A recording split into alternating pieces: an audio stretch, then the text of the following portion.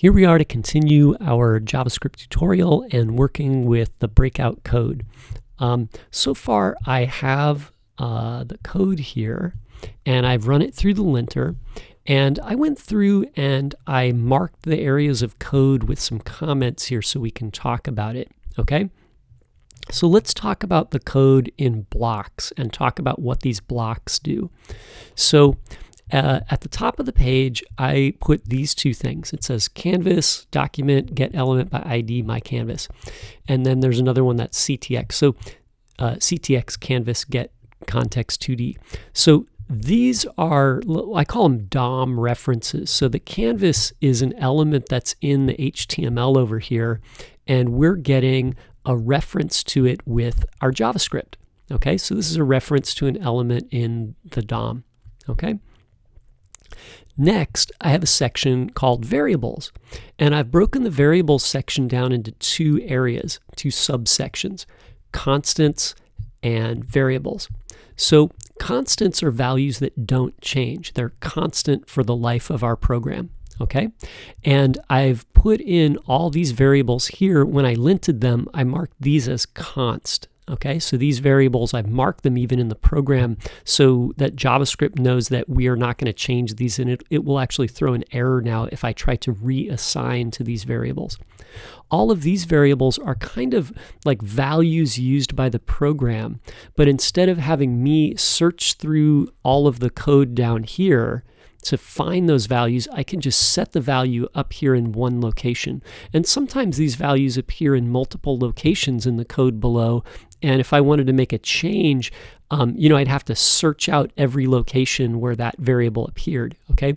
The second thing or the third thing that constants do for us is they give us a name to say what something is. So if I put the number 10 somewhere, that might mean something, but if I put ball radius there, then I know that this is the radius of the ball, and it's like a descriptive, element. It's more descriptive, right? Okay, so all of these are variables that don't change, and they let us configure the program. So if I wanted to change the size of the ball, the size of the paddle, the number of rows of bricks, or the number of columns of bricks, or the size of the brick, right? I could just change these numbers here, okay? Next, variables. So variables are values that change during the life of our program, okay? And so I've defined all of these variables here. I've got X, I've got Y, paddle X, DX, and DY, okay? And then I've got score and lives and right pressed and left pressed, okay? Also in here, I have bricks, and bricks is an array, and it is a variable that is used by my program, and we'll assign to it and configure it. It holds all of the brick objects. I put this one aside special because I feel like this one actually needs a little bit of special attention. Okay. Next, I have a section called functions, and the functions here are like blocks of code that our program runs periodically. Like these are reusable blocks of code. Like every time I need to draw the ball, I call the draw ball function, right? And I'll need to do that over and over again while my program runs, so I just put it here, right? Also, the other thing that functions allow us to do is group together code that's related. So all of the stuff in here is the code that draws the ball. This doesn't draw the bricks or check for collisions or do something else, right? Only draws the ball, okay? So if I need to, change the way the ball is drawn, like I want to draw it as a hexagon or a square or some other shape, you know what? I can do that here, right? And then I guess that's the ball radius, right? Okay, so that all these functions are like that. I've got draw paddle, so this is all about drawing the paddle. This is the draw bricks function, and it's all about drawing the bricks. Okay, we're doing a high level overview right now. We'll come back and look at some details in a bit. So then I've got collision detection. So this function detects collisions, and then I've got draw score, must draw the score, draw lives, draws the lives. And then there's a section here called game loop. So this is a subsection of functions, and this function is kind of special. It's kind of the main function for our program. So when we start the game loop, it does all of the things that our game is going to do before it does all those things again. Okay, so it does everything here in the draw function to rearrange the objects on the screen and draw them, check for collisions and see what happens and update the score and the lives. And then we see it on the screen and then it happens again, right? And this happens over and over and over and over again while the game plays. And that's why we see the things move and we can actually play the game, right? If I look in draw here, you'll notice that it clears the screen and then it calls all the other helper functions. And then it has a bunch of extra code in here, okay? And when we get to the bottom, there's this request animation frame. And what I've done here, or what the tutorial did, is it took the draw function and passed it into request animation frame. So what happens is request animation frame will call the function that you pass into it every time the browser is going to refresh or redraw the screen. So when the browser is about to redraw everything on the screen, it'll call this draw function for us, but it will only do it once. So that means that at the end of draw, we have to call request animation frame again, right? So that the next time the browser is going to redraw the screen, it'll call draw again, okay? After the draw function or the game loop, we're going to move into event listeners. So event listeners each have a function assigned to them. There's the key down handler, the key up handler, the mouse move handler, right? And these functions, in order to do what they do, we need to register a listener that will call each of these when their event occurs, okay? So I have a section here called register events. So you've got key down, key up, mouse move, right? And each one of these calls one of the handlers above. So we use the name handler for events because you say that the handler handles that event. So for example, when a key down event occurs, the key down handler handles it, right? So that's kind of the terminology, right? And then last of all, I've got a section here that's kind of set apart and special, and it says starts the program, or the entry point. So without this, the game doesn't do anything, right? If we were to comment that out, the game would just be blank. It would just sit there. But what we do is we call the draw function once at the very beginning. So the code here, what's going to happen is the computer will start at the top, execute every line of code to the bottom, and when it sees these variables, they each have an equal sign. So the computer assigns the values to these and sets up the variables. It runs this for loop to create the bricks, and then it defines all of these functions. So the functions get defined here, but the code inside them actually doesn't run yet, okay? A function is only executed when you say its name and follow it with the parentheses. So when we get all the way down to the bottom here, we execute the draw function, and that takes us up to here, and then we do all of the code inside this block, right? So the block begins with this curly bracket and ends with the matching curly brace down here, right? Okay, and what's going to happen is we're going to clear the screen. We'll call the draw bricks function, so we'll go up to draw bricks. We'll do all of the code here. Then when that function is complete, we go back down here and continue from this line and go to the draw ball function, and then execute all the code here in draw ball, and then return to draw ball here and continue to draw paddle.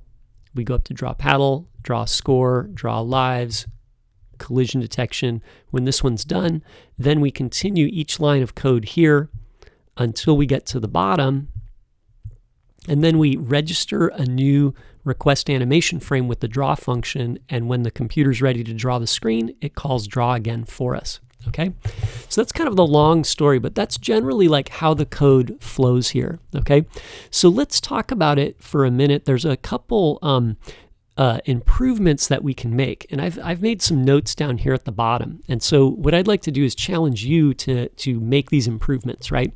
So the first one I've marked with the star right here, and it says make these into constants. So anytime you have a value that is in the program and that you use it in one or more places, and you may want to change it or use it to configure your program in some way, then it kind of makes sense to make a constant out of it. If you use it in more than one spot, it probably really should be a constant. Okay, so values that I'm talking about here could be numbers, they could be strings, okay, and they could be a few other things, but generally, numbers and strings are usually things that are going to be setting the configuration for our program, right? Okay, let's go find some of these things that I marked with the star. I'm going to go up to the top here, and what do I have here? Oh yeah, so paddle X. You can see that I've calculated the paddle X here as canvas width minus paddle width divided by 2. And we actually use this in a couple places. So anytime you miss the ball, the game puts the paddle in the middle of the screen again at the starting location. So this block of, this expression right here actually appears in another location down here. I'm trying to find it. Oh, there it is. It appears right here, right inside the game loop. So it might be good for us to make a new constant for this, right? Because this is not going to change, right? It's always going to calculate this as the same value, right?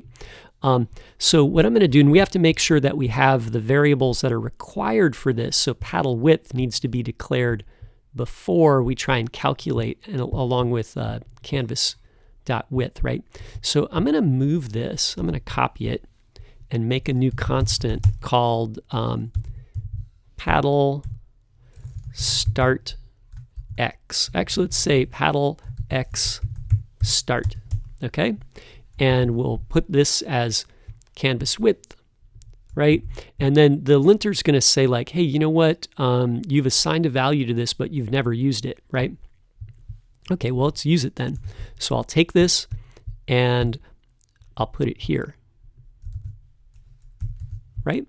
If you select this thing, as long as you spelled everything the same way, right? If the linter made you write this exactly the way I wrote it here, we should be able to find the other copy of this by scrolling through the code here, and you'll see like VS Code will highlight it again. So I see it here. This is inside of the draw function somewhere, okay? So I see it here, paddle X, but you know what? When I'm restarting the game, this is where the game starts over because the ball has hit the bottom of the screen. I'm gonna put, oh shoot, I didn't copy it. Let's do paddle X start, okay? And then a semicolon. Okay, so anyway, so that's pretty good, right? And think about it this way. If you needed to change the starting X position of the paddle, you could calculate it here. Second, the computer won't have to do the math of this, even though that's not like a expensive operation for us. At least the computer, that's one small thing that the computer doesn't have to do. We just have one value here, okay? So you should do that for yourself. Look through here and try and find the things that you could configure at the beginning, okay? And there's a few of these, okay? So this was one here. Let's look at a few more. So here's another one. When we calculate the ball, we're going to calculate the circle with a starting angle of 0 and an ending angle of 2 pi. So math.2pi is another kind of math situation where we actually have to do this calculation, and it appears in a couple places. Might as well make a variable called 2 pi, right? So let's do that. I'll copy this and I'll go up to the start here. I'll say, how about pi 2 equals math dot pi times 2, right? Let me copy this and we'll go find the other one. Oh, there it is, right? So maybe I'll just replace this with the 2 pi, right? And I think this appears in some other, maybe it doesn't appear anywhere else, it might only be there, but anyway, so we've got that. Let's look at a couple more. So the fill style for the ball also is a color, right? And actually this is the same color used for the paddle and the bricks, right? So this appears in 3 places, right? So why don't we make a variable for that? So I'll copy the string here, and I'll move it to the top, and I'll say constant. Let's call it, what would be a good name? Let's call it object color. I don't know, right? I said object, let's do object color, right? And I'll put this here. And then now let's go and find this value where it appears, right? Let me actually make sure I copied that, right? And we'll scroll down a little bit. Oh, there it is right here. We'll paste it. We'll paste this guy here. I think it appears here for the bricks, and then I think it appears in the same color for the score and the lives, right? Now, you could modify the game by giving the lives and the score and the bricks and the paddle and the ball each their own color, and you could set a variable for each of those here, and you could easily configure the color of your game, right? Okay, so you go through and try and find some other variables that you can turn into constants. So that's your first challenge, right? Next challenge. I have a block of code to make a, that is repeated, so I should make a function out of it, okay? So I marked that with the two asterisks here. Let's try and find those, right? Where is this? Oh yeah, initialize the position of the ball and the paddle. So this is kind of an interesting one. This code right here, where we set the x and y of the ball and the dx and dy to 2 and -2, this actually happens in a couple places. It happens here at the beginning of the game, and then it also happens down here in, where is it here? It happens down here when you lose a life, okay? So, for example, if you start over because the ball hits the bottom of the screen, then actually I said when you lose life, but actually this is game over. This is where you hit the bottom of the screen. And then what it does is it starts the ball again at the starting position, and then it repositions the paddle at the beginning of the screen and gives the ball a starting dx and dy. So these 4 lines right here, and actually, maybe even that 5th line with the paddle x, right? We should move that into its own function, and we can call the function that does these 5 lines of code, okay? Let's set that up, okay? So I'm going to put it here. I'll say function. Let's do, what do we call this? Let's say, how do we describe starting over again? Let's say reset ball and paddle. Okay? And so remember, this is where we're going to do our work here, reset ball and paddle. And what I think I'm going to do is I'm going to grab these guys, all 5 lines here, cut them, call reset ball and paddle. Remember, we got to follow it with the parentheses, right? So it executes the function. And then up here, I'll paste that code. So x will be canvas x divided by 2. Actually, this could be a potential variable right here, right? And this one too. So we've got that. And then what I'm going to do is up at the top here, let's call that function to initialize these variables, okay? Now we've got one problem here, is that we want to declare these variables and then give them the value, okay? So maybe I'll move this comment out of the way there. And it's these 5 lines that are going to go into that code. So I'm going to call reset ball and paddle. And what I need to do, though, is I need to declare these variables outside here for this to work. So you could leave these values on the way that they are, but I think I can just do it this way. I'll just put declare these guys with no value like that, and then now we can call reset ball and paddle. Okay, that's a little odd. It's kind of better with a value there, but I think this will be good because actually we're going to improve on this even more, and we won't even need this anymore in our next iteration of the game. But anyway, so let's try that out, and then let's give it a try and make sure, like, it's a good idea to test our game every once in a while. So there, I'll run it again in the browser, and it looks like everything's working. Okay, so none of the changes we made anyway had any kind of effect, right? Let me actually hide this this browser for a minute here. Actually, let me close all these windows there. Okay, so anyway, so we're doing pretty good. Let's go down to the bottom again and look at our other challenge, right? So there might be some other repeated blocks of code. Look through there and see if you see anything that's repeated that you can turn into a function, right? Okay, next. This block of code would be better as a function. Let's go find the 3 stars. Where did I put that? What is that one? Oh, here it is. Oh yeah, look at this, move ball. So this draw function right here, it's kind of a little weird. The clear rectangle clears the canvas, so that's pretty good, right?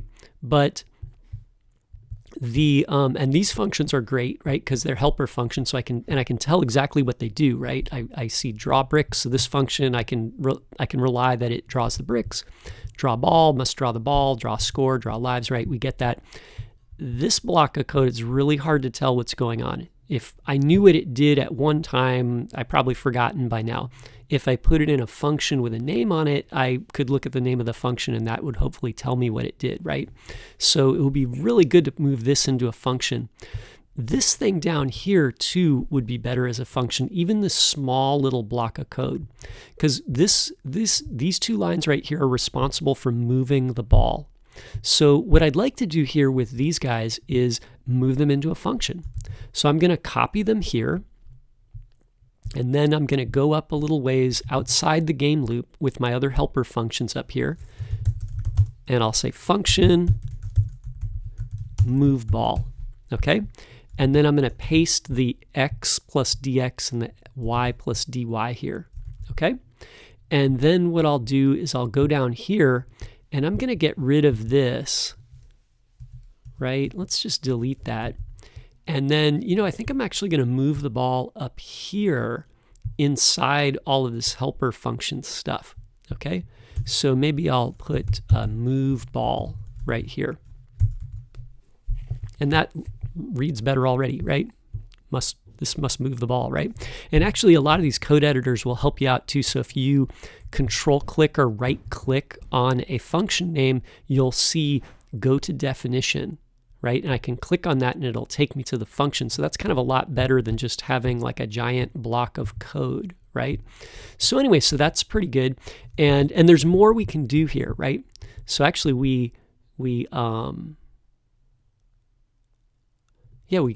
our reset ball and paddle. That actually cleaned that up really nice, right? I was wondering what happened to all the code there, and I realized I put it in this function, right? So anyway, so that's looking pretty good. What else can we do here? Oh yeah, I had another item down here. Okay, use objects to encapsulate code.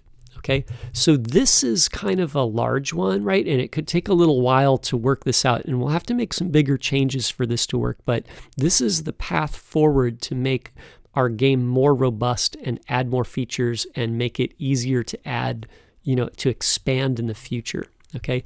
And what we're going to do here is we're going to start easing into object-oriented programming. And the concept with object-oriented programming is the idea of making an object to represent a construct in our program, okay? And objects in software are similar to objects in real life. So if you have an object in real life, it has properties like, if you have an apple, it is a fruit, it has a flavor, it has a color and a size and a weight and a diameter, right? In software, we could make a ball object and it could have a radius and a color and a speed and a position on the screen, okay? It could have some methods too, right? So how would we do that, right? So I put 4 stars on this one, and I think that that's like, I kind of made a note up here by the ball object. Currently, our ball is represented by, let me move this right here.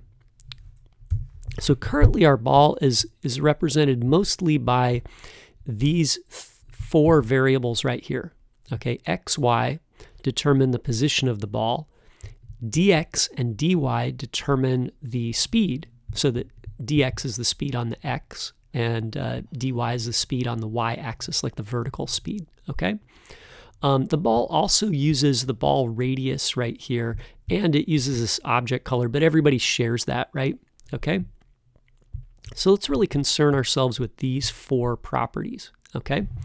So as it is, if we make variables for them that live in sort of the global namespace at this top level, that means that if we wanted to add a second ball, like maybe there's something, if you hit the middle brick on the, in the wall of bricks, it creates a second ball, and that's kind of like a prize that the player can get, and it makes the game more interesting. For us to control a second ball, we'd have to have an x2, a y2, a dx2, and a dy2, and if we added a third or fourth ball, that could be like really difficult, right? We'd have to keep track of all those variables. It'd be a lot of work, right? And then when we draw the ball, we'd have to draw all 3 or all 4 balls or 2 balls, or draw 1 ball for half the game and then figure out when to draw the next one, right? So what would be better for us? How could we make this more, more robust and easier to work with? Well, what we can do is we can make an object. So I'm going to make an object called ball, and I'll set it equal to the curly braces. So this is an object. We've actually done this already with the bricks, okay? And actually, I think this job of initializing the bricks right here should be a helper function. So this actually should really be broken out into its own helper function that we call on, okay?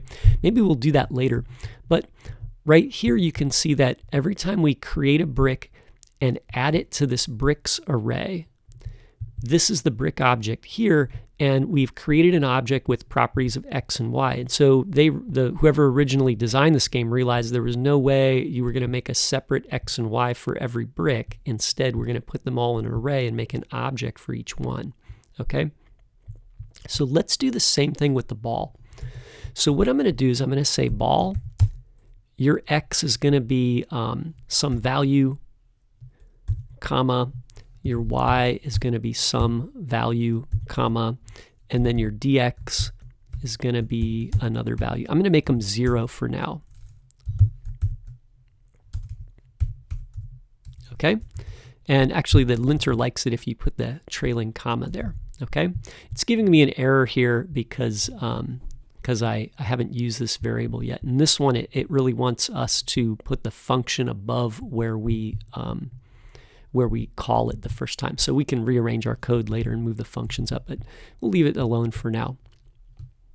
Okay, so we've got the ball here, and I've removed, I haven't done it yet, but I'm going to remove these variables, and this is going to create a problem, right? Because every time it looks for these variables, they're going to be missing. So I'm going to delete them. Okay, so let's talk about the ball. Okay, so I've got the ball here, and then I'm going to go find that function that resets the ball and paddle. Okay, let's go look at that guy first. Actually, let's right-click on this and, go to definition, right?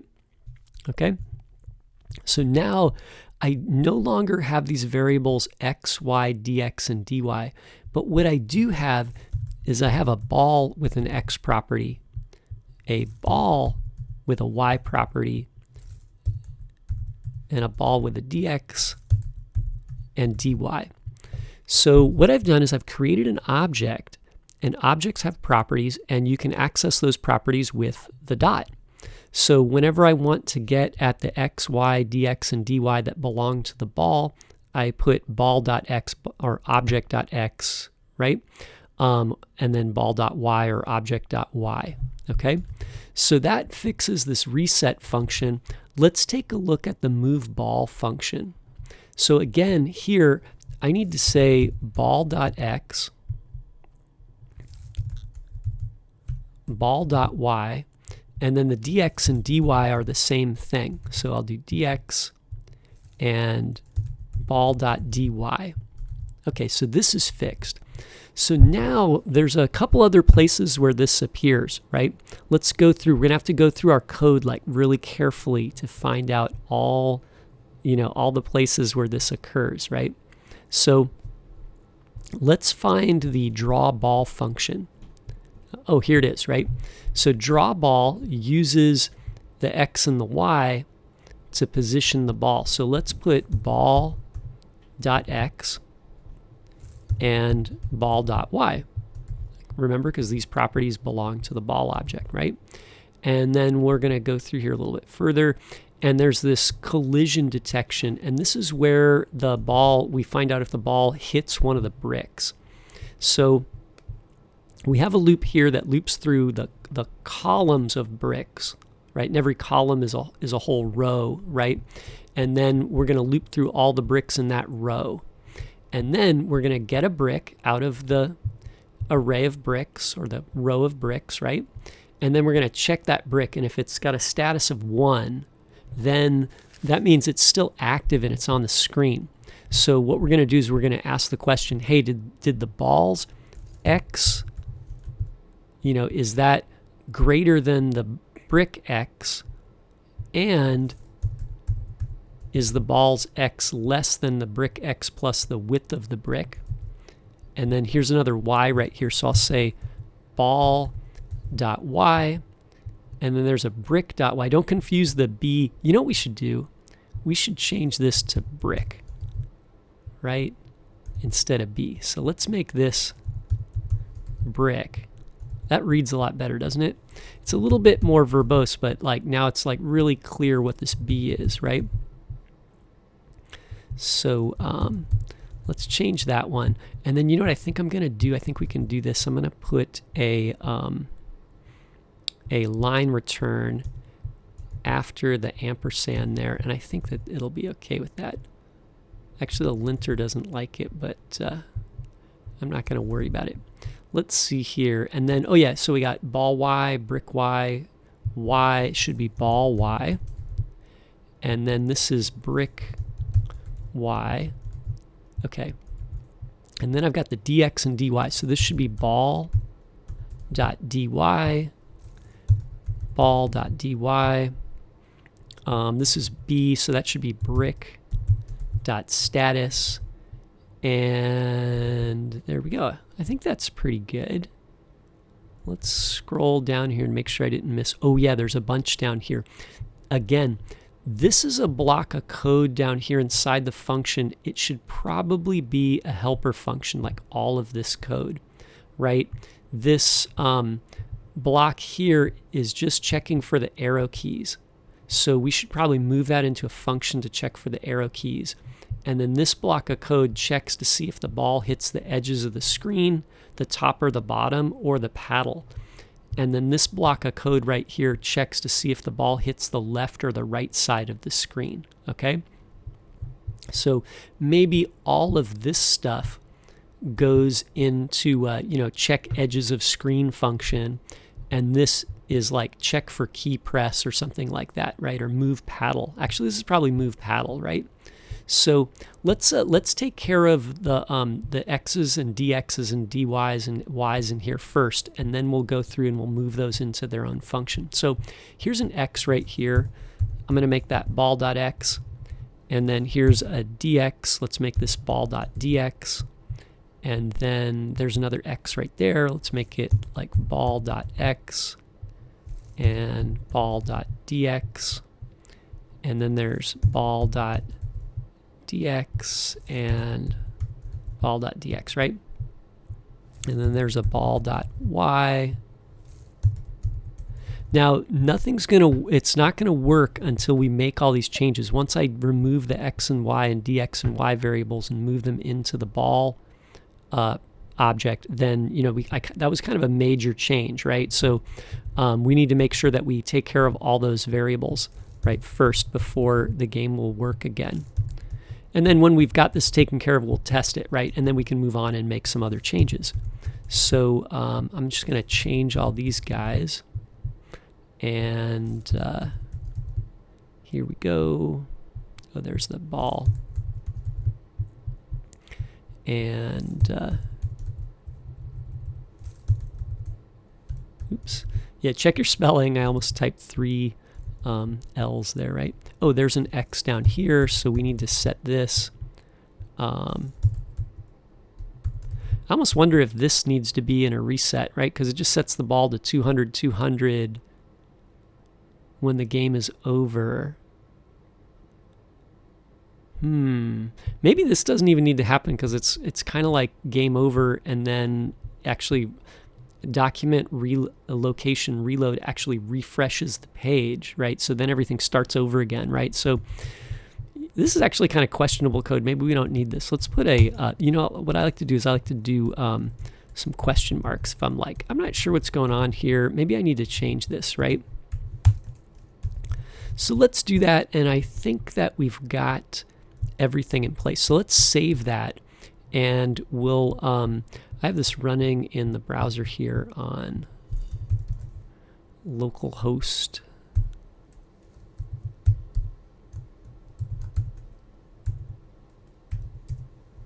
Oh, there we go, right? Oh, it's still working. Excellent, good for me. So actually, wait, did I make a mistake there? Let me check.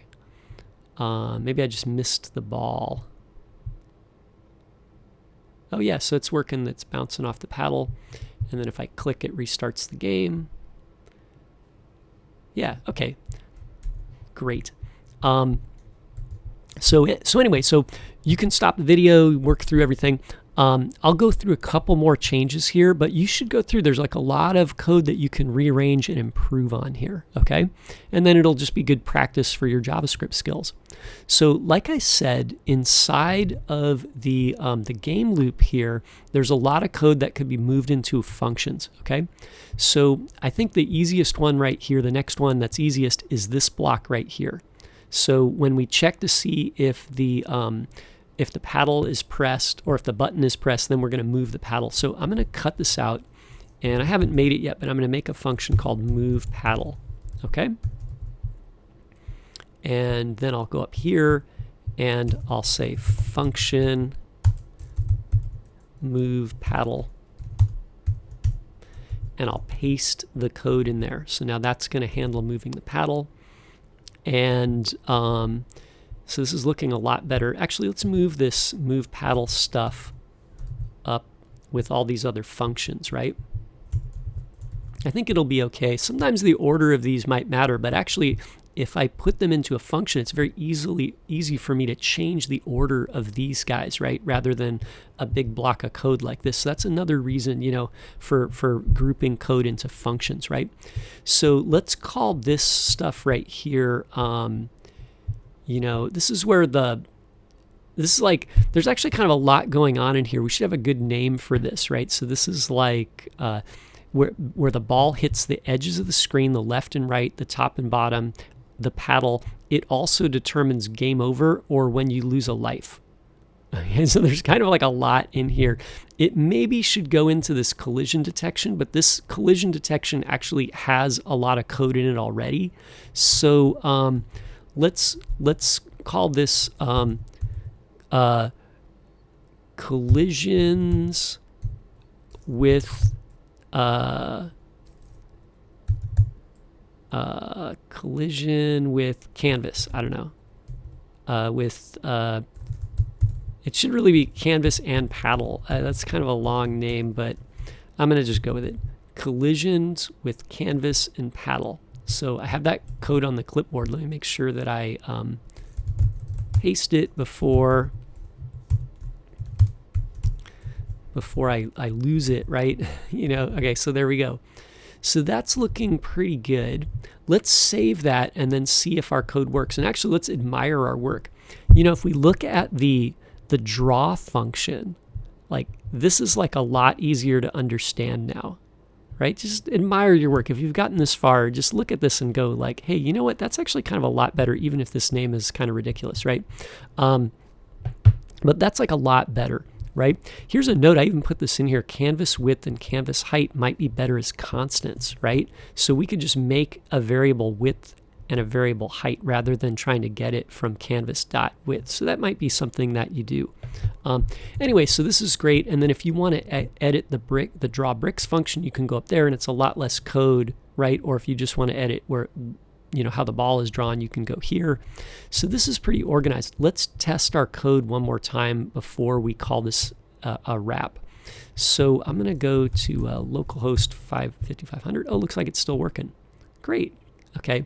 So anyway, so your challenge now is to make the changes here and then go through this and look for more changes. So there's a few things, right? The game over message could be a constant, right? You don't want to search for that throughout all the code here. Instead, you could just say what the game over message is at the top. You know, you could say, you know, const game over message, right? Equals, and you could put the message here, and then if someone, you know, if your client came in and said, hey, you know, I got to change the text to game over, you could just easily do it in one place, right? So you could do that, and then there's a whole bunch of little spots where those things can happen. Okay, so anyway, thanks for watching. I hope that this is useful to you, and we'll talk about more in the next installment because there's actually a lot more that we can do with this. Okay, we can take it to a whole nother level still. Okay,